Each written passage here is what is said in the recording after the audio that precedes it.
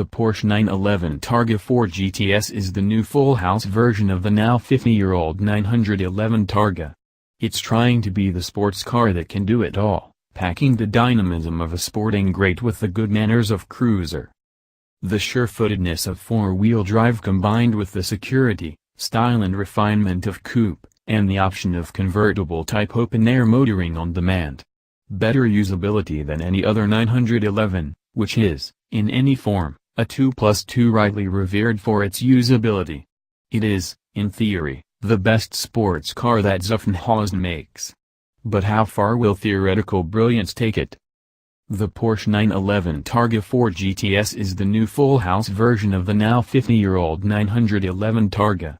It's trying to be the sports car that can do it all, packing the dynamism of a sporting great with the good manners of cruiser. The sure-footedness of four-wheel drive combined with the security, style and refinement of coupe, and the option of convertible-type open-air motoring on demand. Better usability than any other 911, which is, in any form, a 2+2 rightly revered for its usability. It is, in theory, the best sports car that Zuffenhausen makes. But how far will theoretical brilliance take it? The current-gen Targa, introduced only last year, returned to the roots of a concept originally designed in the 1960s, when U.S. safety legislators looked likely to ban simpler cloth-top convertibles in response to increasing numbers of rollover-related fatalities. They never did, as it turned out, and so the Porsche 911 Cabriolet survives, making the Targa work all the harder to justify its existence. And it currently does that with an ever so slightly softened chassis than the normal 911, standard four-wheel drive, and a body design that includes a fixed rollover hoop, a retractable cloth roof, and a glass rear screen that looks a bit prettier than the furled-up hood, and frees up some storage space underneath. Also last year, Porsche set the template for the way it'll apply the GTS badge in the future, as an upper trim level, rather than to distinguish lower-order GT series models or special driver-focused editions. A Carrera 4 GTS, for example, is no different from a generously and judiciously equipped Carrera 4S, sold at a more appealing price. The Targa 4 GTS follows the same theme. Getting a standard the Power Kit engine upgrade and Sport Chrono Pack, as well as leather, Alcantara interior, sport design exterior body upgrades, 20-in center-lock alloy wheels and various other bits of kit. It is ostensibly a £112,000, optioned-up Targa 4S on offer for an £8,000 discount. It gets some tasty-looking GTS badges thrown in as well, of course. And our test car had an optional PDK dual-clutch gearbox. What's it like? A fine sports car by any reasonable estimation, but perhaps not a great 911.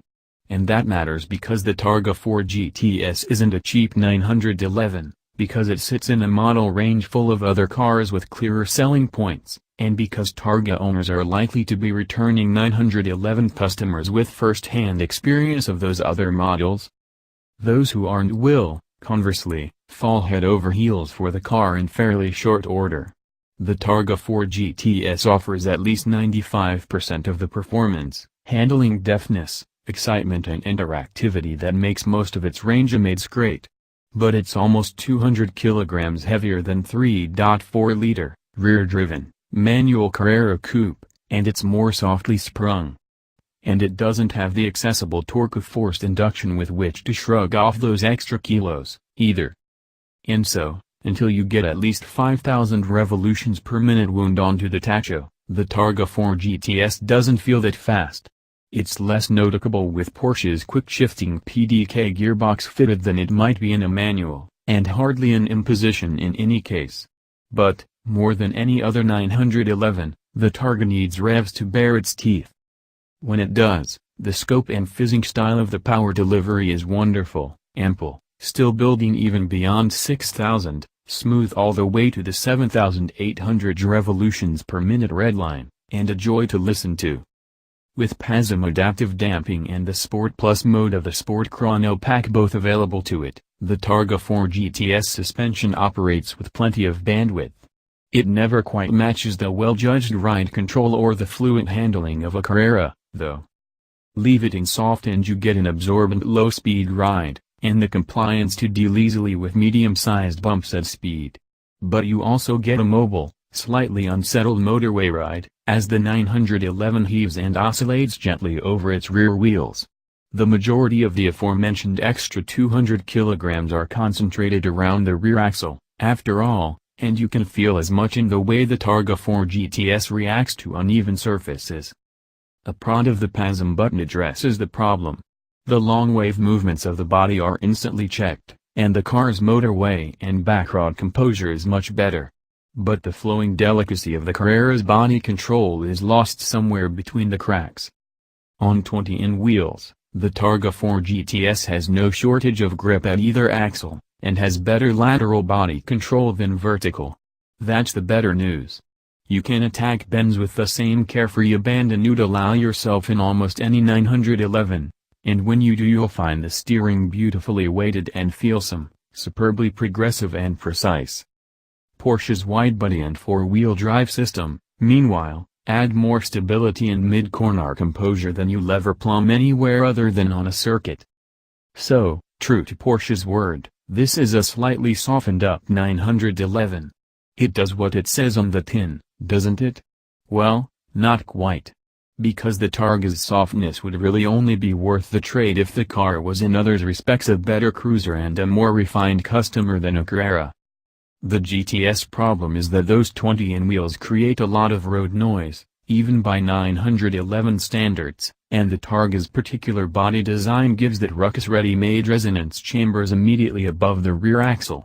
The car's cloth hood also fails to isolate the cabin from wind noise as well as folding or fixed metalwood, so the car's noisy with the roof up, and blowy with it down. Should you buy one? I wouldn't.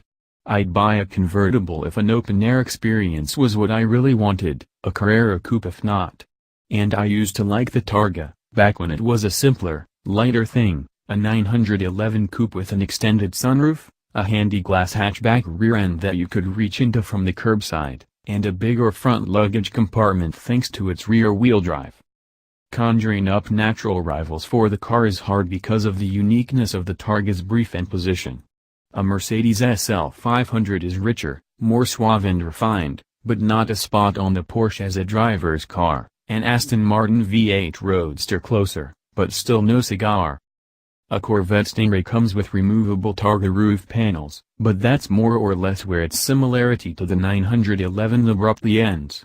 So judged against its competitors, the 911's case holds water. But not when judged against its rangemates, not for this tester. In the year of its golden anniversary, the new Targa's being asked to do too much, I fear, to really do anything as well as it might.